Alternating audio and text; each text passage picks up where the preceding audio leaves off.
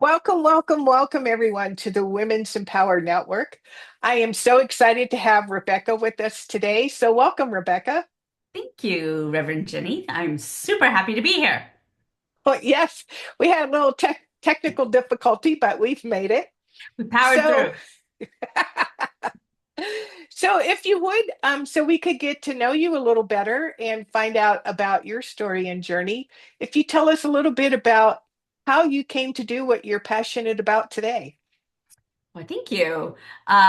So I'm Rebecca Johnson, Triumph Real Estate Fundraising. I get people double-digit returns backed by real estate.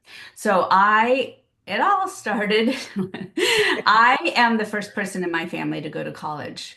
My parents had jobs, but not careers, and I was very determined to have a different future than that.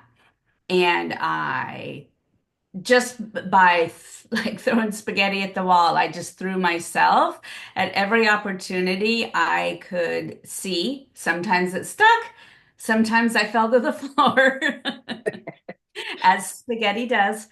Right? Um, and I'm fortunate that as I continued with my education and I got my master's, both my degrees are in American history. Where I ended up was in Washington, D.C. as a fundraiser, Oh, as a interesting. political fundraiser. And in that position, I really had the opportunity for the very first time in my life to be around high net worth and ultra high net worth individuals. And it was really an education on several levels. Number one, I mean, as you can imagine, the homes and the lifestyle and all the things were, of course, tremendous. But I saw they knew things I didn't know. I didn't see that they were smarter than me, but I saw that they knew things I didn't know. And that really started me on my quest to acquire that knowledge because I wanted that same level of freedom and I wanted to be as generous as these people were. It was very important to me. And so you're saying that these things you saw in them were not things that you had learned in school? It was, I mean, some of it, right? Because these were educated people. They did discuss books, philosophy, public policy, art, music. That was part of their conversation, and that was distinct. That is not how I grew up. But I didn't, and obviously, some of them were extraordinarily smart. They really figured out things, they started industries, they were leaders in new products and etc. But as human beings, I wasn't like, wow, they have something I don't have and I couldn't possibly have. They were just developed differently than I was developed. And so they had then access to different kinds of information. But it wasn't calculus hard. You Right. know, for a history major, calculus is really hard. Uh, I can appreciate that. I use words for ideas. I don't use words for math. That really I made it, but anyway. So I really got the idea that, hey, this is possible. And what really made it possible was me being able to be around people who talked about money and talked about investing and talked about the market, whether that's real estate or, the equities or like, I just like they just spoke a different language. Right. And Hmm. all of that is acquirable. And that really sparked things for me. Now, at the same time, um, you know, nobody in my family, as I said, had ever gone to college, but my grandfather, who grew up on a farm in Missouri and ended up migrating to California, part of the Great Migration after World War II. always a factory worker his whole life. And he was able to save and buy real estate. And those rentals that he bought created the security that my grandmother enjoyed until the day she died. So again, you don't have to figure out how to be around the ultra wealthy in order to get this information. Uh, uh, Somebody who never went past high school figured it out and made a difference in our family. And so that is where my passion for real estate and real estate investing came, that it really is such an opportunity for anyone. Again, you need to be around people who know it. You need to learn the language. There's a vocabulary. Um, and it's all things that any of us can acquire. Interesting. The first thought that I heard in my head is someone saying, but I don't have any money. I can't afford it." That's amazing. And you don't have to. You don't have to be able to buy a property. You don't have to become a landlord. You don't have to know how to analyze deals. You don't have to have a brother-in-law who's a contractor who can comp things for you with you to get real estate results. And that's what I do for my clients, and that's what my team does. So we get people double-digit returns backed by real estate because I put together a coalition of people who have some money that they want to invest. And you don't have to have it in your checking account. You can, if you own a home, you can with your HELOC, you can with your self-directed IRA.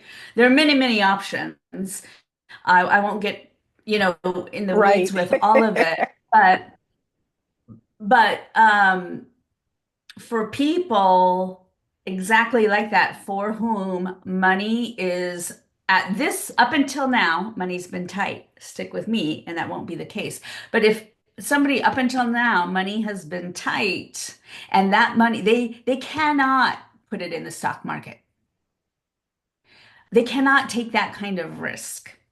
Right. No investment is 100% guaranteed, and I'm for sure not saying nobody ever loses money in real estate because it can happen.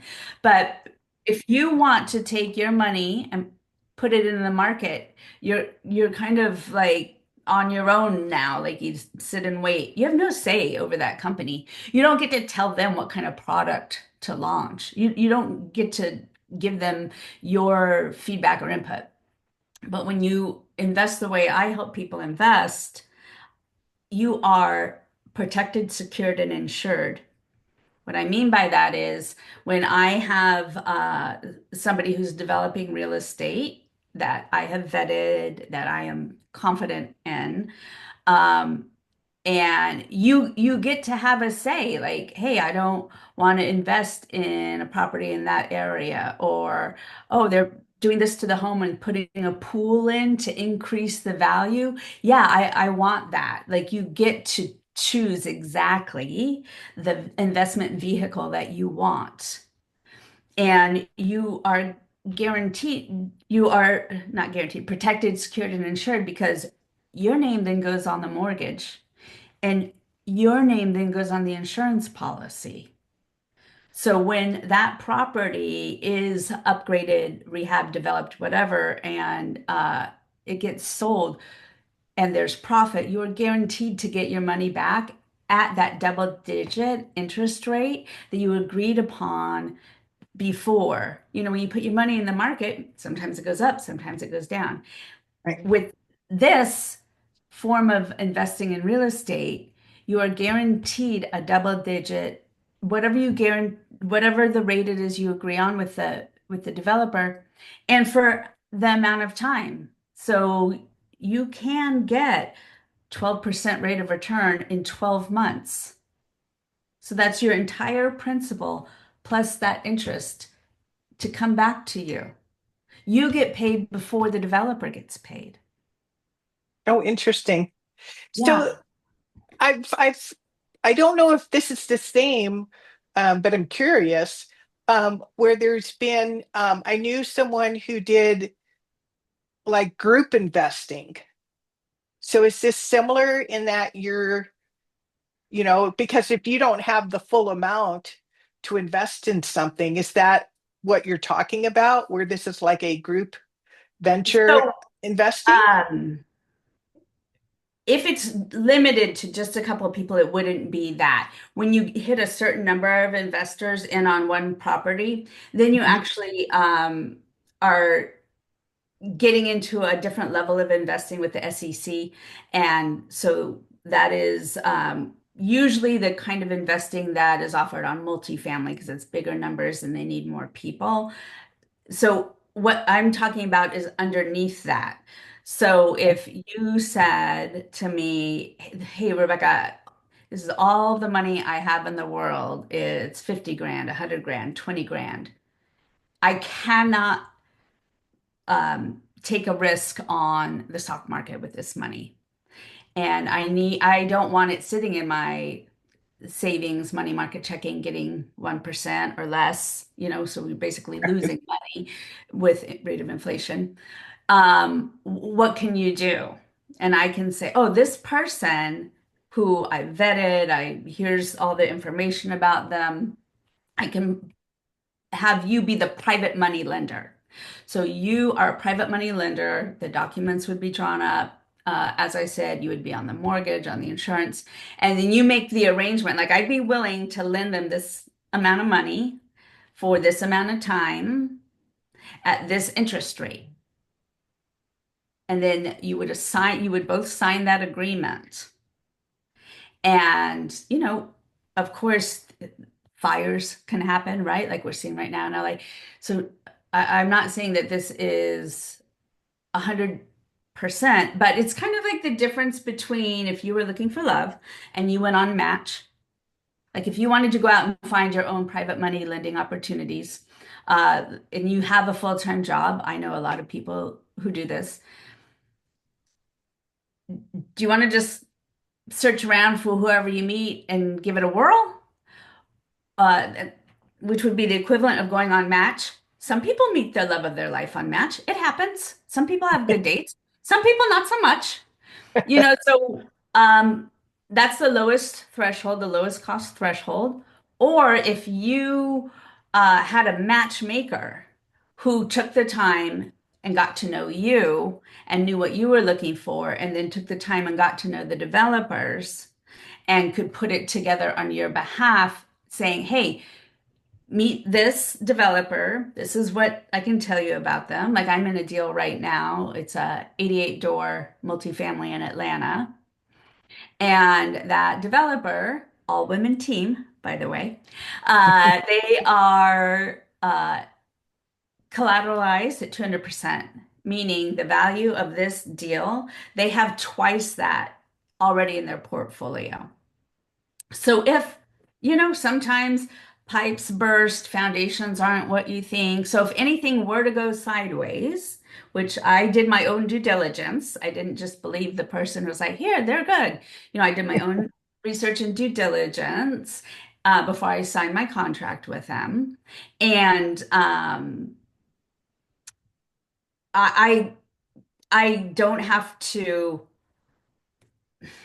figure out, hey, what kind of granite should go in when they're rehabbing these 88 units so they can have forced appreciation, right? So they're making the property more valuable, and that's where the revenue comes, and that's what they're paying me out of. I don't have to be in on any of those decisions. I don't have to worry about the parking lot, the ground. I don't have to think about any of it. They do all of that. And we have a legally binding agreement that at a certain date, they're going to pay me back my original amount plus a specific amount of interest that we agreed on together. That's fascinating. That's so fascinating. So it sounds like then you started out learning about this and doing it for yourself. Yeah. And what made you decide to start helping other people do this? Well, because and let me tell you, this is not like look at Rebecca, just better and better every day. I had a hiccup. I invested in real estate in South Florida in the early 2000s, and you may or may not recall 2000, the very end of 2007, 2008, there was a huge crash, and I lost all my properties to foreclosure. Oh, Uh, wow. yeah, so a couple of things. I was so ashamed. I grew up in a family where they loved me, but also money was like a terrible topic. Money was scary, money was bad, and I was so ashamed. I took no action. I did not call the bank. I did not find somebody to buy me out. Like I had so many options, but I was so ashamed. I did nothing and just let it be sold, all my properties be sold out from under me. So when I finally uh, just a few years ago, got over that and got to where I Right. could just tell people about it. So I started learning all of the options of what I could have done and what's possible. That really put a fire in me to be like, oh, I want to help people have a different experience than I had. And I just started educating myself. I started learning the language. I started going to meetings. I started talking to people. And I was, again, having that experience of, oh gosh, nobody here is smarter than me. And once I really started talking to them, I realized, hey, just about everybody had an oops. Well, I mean, it's part of it. I mean, I remember all my oops, but it's not giving up, right? And it's learning from it. right, right. So I just started putting myself around people where this is what we talk about, this is what we're interested in. And I'm basically doing what the big hedge funds are doing, but I'm helping people, not shareholders. So I'm helping, you know, teachers and people in law enforcement, all kinds of people who are not ever going to be able to afford even one share in Blackstone.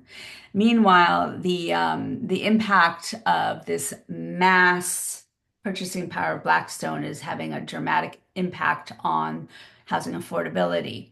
Whereas when you're working with these more local investors and more local developers, they are improving neighborhoods. They are buying, non-performing properties where the tenants can't get anything fixed. They're frustrated that their home has been on the decline because I was just talking to developer last night about this. It was an out-of-state owner and they were just trying to make the money. They weren't trying to create a home for people. And she's gone in her group and they've taken it over. They give all the families their turkeys at Thanksgiving. They have family things for their residents and the kids. I mean, you're really getting a different quality of property owner, management company this way than when large corporations come and do it.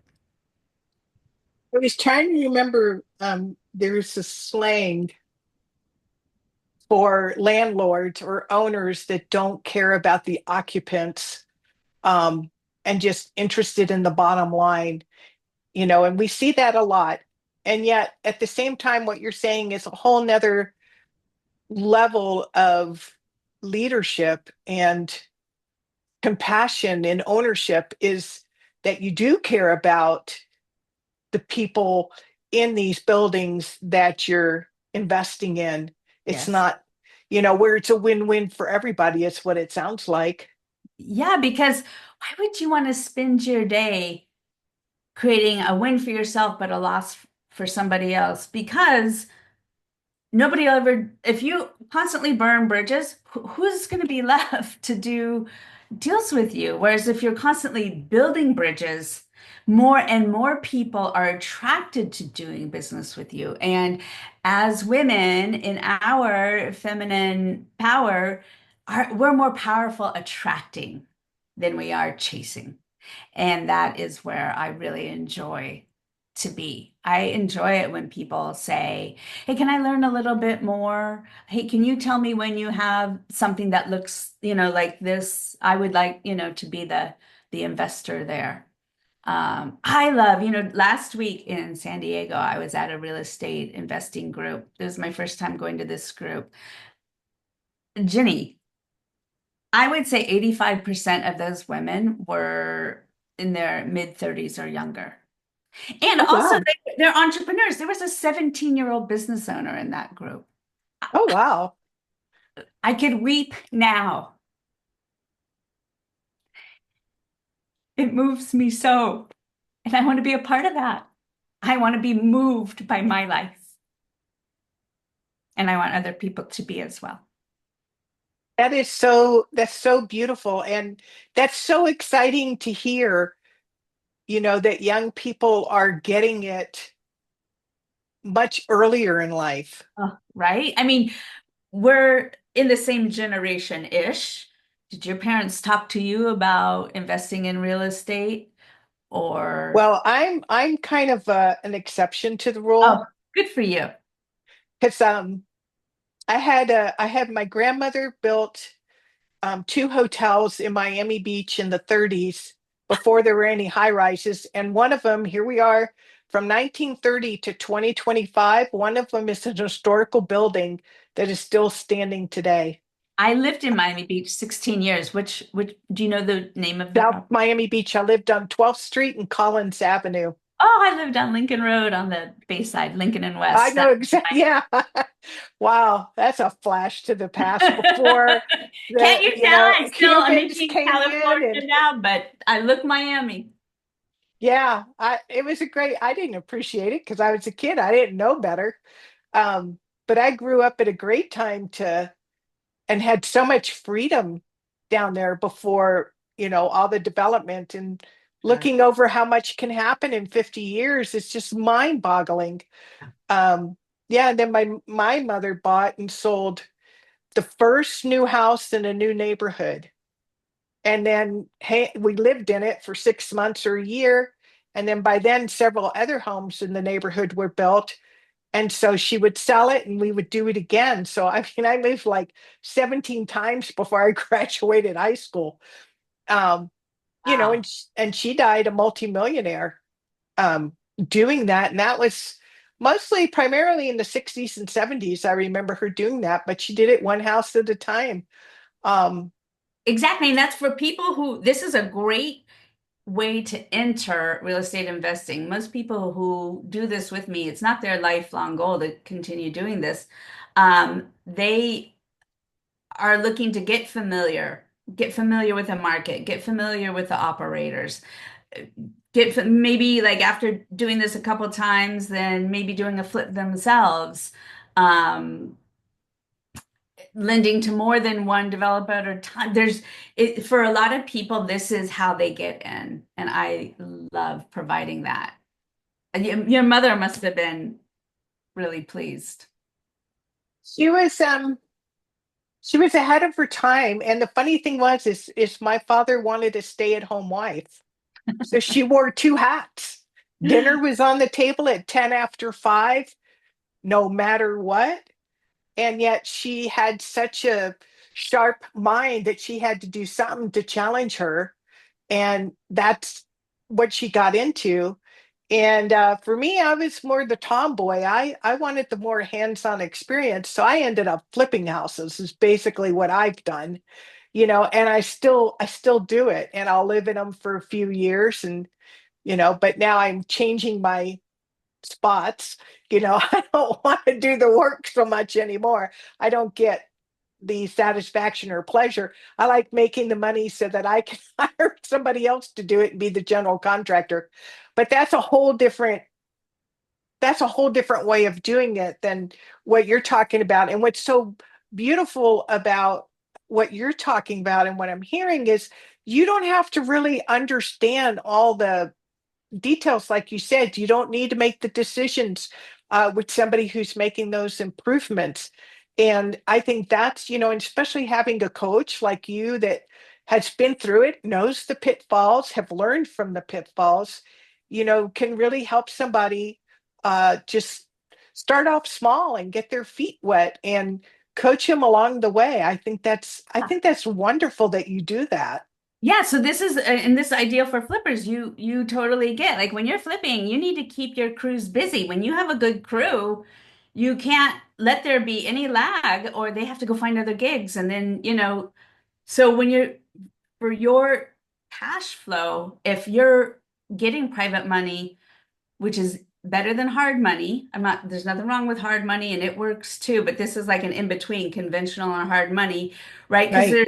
there's no drawdown schedule, there's no penalties, there's no monthly payments. Here's the money, do the thing, pay me at the end. Where's the next one? So Right. you're not funding all of those improvements out of your revenue. You have a partner to do that with you. And it's really for flippers, it really takes some of that pressure and that burden off. Takes a lot of it off. Well, this has been really great. Yes. I know. So, how can somebody get in touch with you? How can they like just have a conversation with you to see if this is something that might be right for them? Great. And that's all I would want to have is a conversation to see if it's a match. It's not a match for everybody. So I can be reached at rebeccaj360.com. You will find my phone, my email, WhatsApp, videos of me talking about different financial issues, 90-second breakdown of what private money lending is. Anything you could ever want to know about me, rebeccaj360.com. Well, we'll be sure to put that above this interview and down in the comments so that they can get in touch with you. And so, before we go today, is there any parting words of wisdom you would like to share with us? I would say that I read this quote when I was, I think, about 22, and it utterly changed my life. Anais Nin wrote, and the day came when the risk to remain tight in a bud was more painful than the risk it took to blossom. So I would encourage everybody to take the risk to blossom, and you will meet the most incredible people along the way. Isn't that the truth? That is so beautiful. I love that. And that's true. Yeah, because you do get to that point. Yes, I was raised, if you stay safe, you will never have pain. And I didn't understand why I was doing all these things to be safe, and yet it was so painful. And then I read that and I thought, oh, I just need to choose. I get to choose. Do I want the pain of trying to stay small and safe, which is not my personality? Or do I want whatever pain comes from blossoming? It absolutely revolutionized. And I was taught that by people who love me very much, and they thought they were doing the very best thing for me. And I really got to put all of that aside and go forward. Well, that's beautiful. Well, I really appreciate you being here and sharing your passion with us. And I'm looking forward to learning more myself. So thank Yeah, you let's so do a much, deal Rebecca. together. I know, right? Thank All you right. Thank so you for much. having me. You've been really generous. I appreciate it.